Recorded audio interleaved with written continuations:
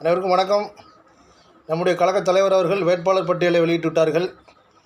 நம்முடைய நெல்லை மண்ணில் திருநெல்வேலி சட்டமன்ற தொகுதியில் புதிதாக போட்டியிடுவதற்கு வாய்ப்பு வழங்கப்பட்டிருக்கும் நெல்லை மேற்கு மாநகர கழகத்தினுடைய செயலாளர் அண்ணன் சுப்பிரமணியன் அவர்கள் ஏற்கனவே தலைமை கழகம் அறிவித்தபடி பொறுப்பேற்ற நாள் முதல் கழகப் பணிகளை சீராக செய்து வந்து கொண்டிருந்தார்.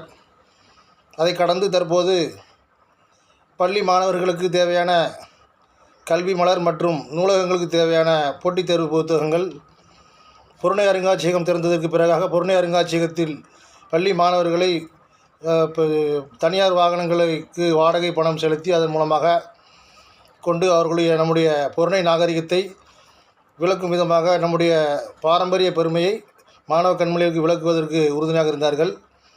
இதையும் கடந்து அரசு பள்ளி மாணவ மாணவிகள் பள்ளிக்கல்வித்துறை சார்பாக சிறப்பாக செயல்பட்டு வானவில் மன்றம் மற்றும் போட்டித் தேர்வுகளுக்கு சிறந்த முறையில் மாவட்ட மாநில அளவிலான போட்டிகளில் கலந்து கொண்டவர்களுக்கு அந்தந்த பள்ளிகளுக்கே சென்று தேடி அவர்களை ஊக்குவிக்கும் விதமாக ஊக்க விருதுகளையும் பரிசு பாராட்டுகளையும் வழங்கி வந்தார்கள். இப்படி சிறப்பாக கழக பணி ஆற்றக்கூடிய நம்முடைய கழக தலைவர் அறிவித்திருக்கக்கூடிய நம்முடைய வெற்றி வேட்பாளர் அண்ணன் சுப்பிரமணியன் அவர்களுக்கு நம்முடைய கழக முன்னோடிகள், கழக உடன்பிறப்புகள், உள்ளாட்சி பிரதிநிதிகள், இந்நாள் முன்னாள் கழக நிர்வாகிகள், சார்பணி நிர்வாகிகள் மற்றும் அனைவரும் முத்தமிழர் தலைவர் கலைஞர் காத்து வந்த பேரறிஞர் அண்ணா கண்ட கருப்பு சிவப்புக்கும் உதயசூரியனுக்கும் உழைப்பு என்று நம்முடைய முதல்வர் முத்துவேல் கருணாநிதி ஸ்டாலின் ஐயா அவர்கள் கூறுவது போல வெற்றி பெறச் செய்வதற்காக நாம் அனைவரும் உழைக்க வேண்டும்.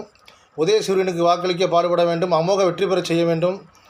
நாளை நமதே, நாடும் நமதே, 40 நமதே என்று 2024 ஜொலித்தோம். அதே போன்று இப்போதும் ஸ்டாலின் தொடரட்டும், தமிழ்நாடு வெல்லட்டும், ஓரணியில் தமிழ்நாடு வெல்வோம் ஒன்றாக என்ற சிறிய நோக்கில் இந்த தேர்தலில் நம் அனைவரும் ஒன்றிணைந்து செயல்பட்டு வென்றிடுவோம்.